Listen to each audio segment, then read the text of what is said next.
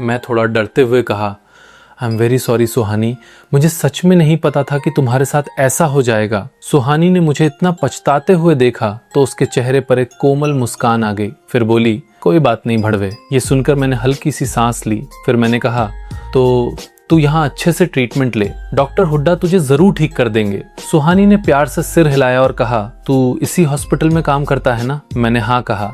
तभी किसी ने मेरा नाम पुकारा। मैंने पीछे मुड़कर देखा तो मीरा दरवाजे पर खड़ी थी। उसने सुहानी की तरफ देखा, फिर मुझसे पूछा, मैं डॉक्टर हुड्डा से मिली, उन्होंने बताया कि तुम्हारे क्लासमेट को एडमिट कराया गया है, सब ठीक तो है ना? मैंने कहा, थोड़ी देर पहले ये गंडमरी तड़प रही थी लेकिन अब सब ठीक है। फिर मैं खड़ा हो गया और सुहानी से बोला, तो सुहानी जी, मैं आपको डिस्टर्ब नहीं करूंगा, आप आराम करो। सुहानी की नजर मीरा पर टिकी थी। उसने बस हल्का सा सिर हिला दिया। रूम से बाहर आकर मैंने शर्माते हुए कहा, माफ करना मीरा, मैंने बहुत देर लगा दी। मीरा ने मुस्कुराकर कहा, कोई बात नहीं चमड़ी बाबा, मैं वैसे भी कुछ पैथोलॉजी के नोट्स देख रही थी। थोड़ी ही देर में हम दोनों कार में बैठकर घर की तरफ चल दिए। लेकिन कार को कुछ ही दूर गए हुए थे कि आरती का फोन आ गया। आरव लवड़े, तूने कहा था कि मीरा को घर पर खाने के लिए बुलाएगा, देख तो क्या टाइम हो गया है। मैंने घड़ी देखी तो रात के 9 बज चुके थे। मैंने कहा, हम रास्ते में हैं, आधे घंटे में पहुंच जाएंगे, अगर तुम लोगों को भूख लगी हो तो पहले खा लो। आरती बोली, लगता है तुम दोनों आ ही नहीं पाओगे।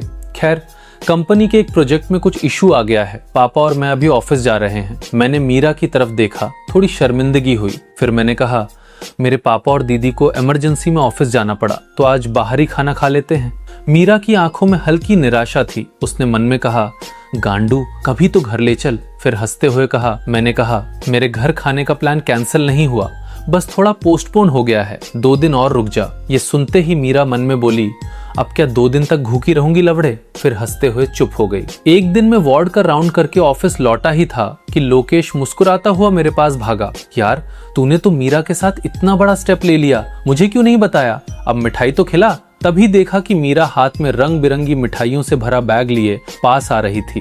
वो थोड़ी शर्माते हुए मुझसे बोली, आरव, तुझे बुरा तो नहीं लगा ना? मैं बहुत खुश हुई आज, इसलिए मैंने हॉस्पिटल के सब कलीग्स को ट्रीट दे दी ताकि वे मेरी खुशी में शामिल हों। मैंने सोचा भी नहीं था कि वो इतनी खुलकर काम करेगी, लेकिन फिर लगा कि ये खबर तो फैलनी ही थी। रूम में सुहानी ने मेज पर रखी मिठाइयों के ढेर को बिना भाव के देखा और मन में कहा, बहन की लोड़ी। दरअसल ये वही मिठाइयाँ थी जो मीरा ने भेजी थी, ये बताने के लिए कि आरव आखिरकार उसका बॉयफ्रेंड बन गया है। लीना ने खांसते हुए कहा, वैसे तो ये सिर्फ बॉयफ्रेंड गर्लफ्रेंड वाला रिश्ता है और अभी अभी शुरू हुआ है, शायद इसमें कोई खास इमोशनल बॉन्ड नहीं है। सुहानी की ठंडी आंखें उन मिठाइयों पर टिकी रहीं। उसके सिर में फिर से दर्द होने लगा। बहुत देर चुप रहने के बाद उसने अपने हाथ पर लगा आईवी नीडल खींचकर निकाल दिया और बिस्तर से उठ गई और कहा, बुन मराया आरव, चलो हम उत्तर शहर वापस चलते हैं। कुछ ही मिनटों में डॉक्टर हुड्डा और मैं घबराए हुए उसे रोकने पहुंचे, लेकिन सुहानी ने बस इतना कहा, मेरा कोई ऑफिस वर्क है। मुझे उसका व्यवहार समझ में नहीं आ रहा था। मैंने कहा, बहन की लोड़ी, तूने कल वादा किया था ना कि तू बीमारी को और नहीं टालेगी, अगर इलाज नहीं हुआ तो तेरा शरीर कोलैप्स हो जाएगा। सुहानी ने ठंडी नजर से मेरी तरफ देखा और बोली, मैं अपना ट्रीटमेंट करवाऊं या ना करवाऊं, इससे लवड़े तेरे को क्या? उसका ये रूप पिछली रात के समुद्र किनारे वाले से बिल्कुल अलग था। सुहानी ने सॉरी कहा और मुड़कर चलने लगी। मैं उसकी जिद पर परेशान हो गया। मैंने दौड़कर उसका हाथ पकड़ लिया। तेरी बीमारी अगर अब नहीं रुकी तो बहुत बड़ी प्रॉब्लम हो जाएगी। लेकिन सुहानी के चेहरे पर कोई भाव नहीं था, बिल्कुल बर्फ की तरह ठंडा था। उसने कहा, आरव, मैंने कहा था कि मैं तुम्हारी जिंदगी से पूरी तरह आउट हो जाऊंगी, तो अब तुम मेरी जिंदगी में हस्तक्षेप मत करो। मैं गुस्से से बौखला गया। बहन की लवड़ी, बिना कुछ सोचे समझे कुछ भी मत कर। तू तो ऐसे बोल रही है जैसे तू जानती ही नहीं कि ये बीमारी कितनी खतरनाक है। शाम को जब ड्यूटी खत्म हुई तो मैं सड़क किनारे मीरा का इंतजार कर रहा था ताकि हम साथ में घर जाएं। तभी आरव के पापा का फोन आया, गणमरे, घर कब आ रहा है? मैंने कहा, बस पापा, आ ही रहा हूँ, लेकिन मीरा अभी तक नहीं आई। जैसे ही मीरा आ जाएगी हम सीधे घर पहुंचेंगे। अचानक एक काली कार तेज स्पीड से आई और सीधा मुझे टक्कर मारने के लिए बढ़ी।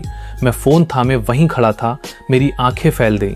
अगले ही पल मीरा ने दौड़कर मुझे पीछे खींच लिया, लेकिन उस कार ने स्पीड कम नहीं की और रात के अंधेरे में गायब हो गई। मीरा कांपते हुए मुझे कसकर गले लगा लिया और बोली, आरव, तू ठीक तो है ना?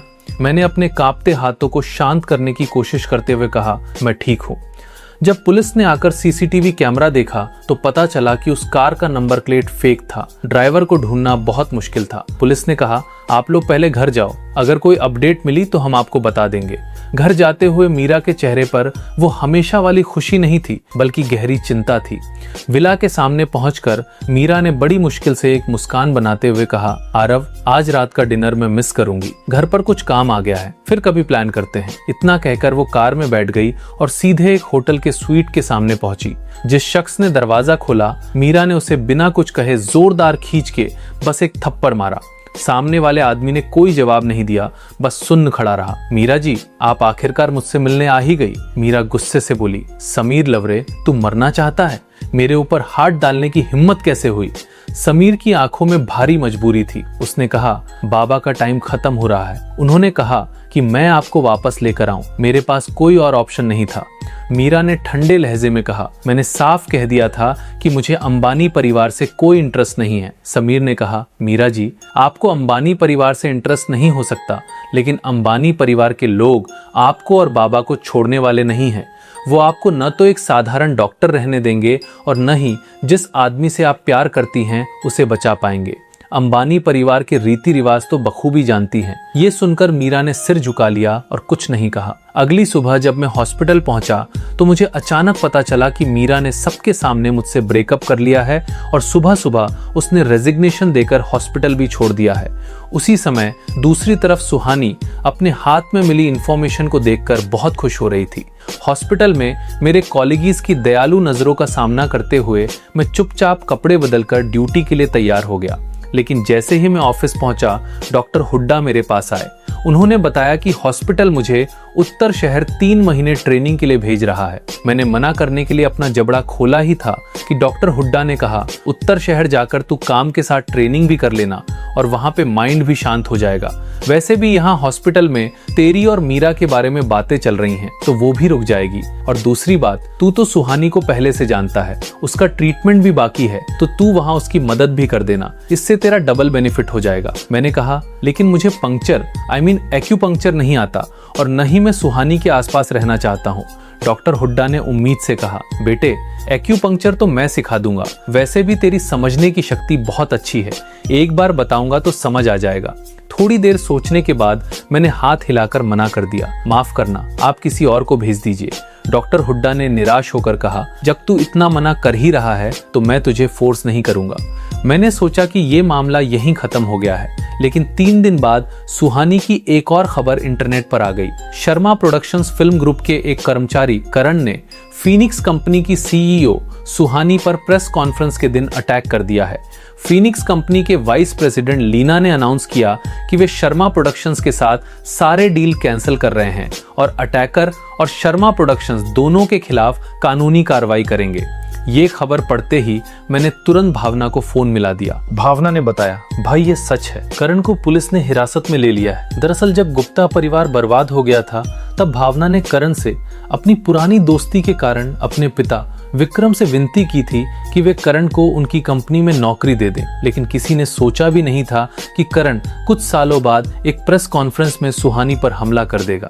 इस घटना की वजह से भावना के परिवार की कंपनी के शेयरों का दाम गिर गया। विक्रम हार्ट अटैक के साथ हॉस्पिटल में एडमिट हो गए और भावना खुद कई दिनों तक आंख नहीं बंद कर पाई। अगर सुहानी ने कानूनी कार्रवाई करने पर इंसिस्ट किया तो भावना के परिवार की कंपनी तबाह हो जाएगी।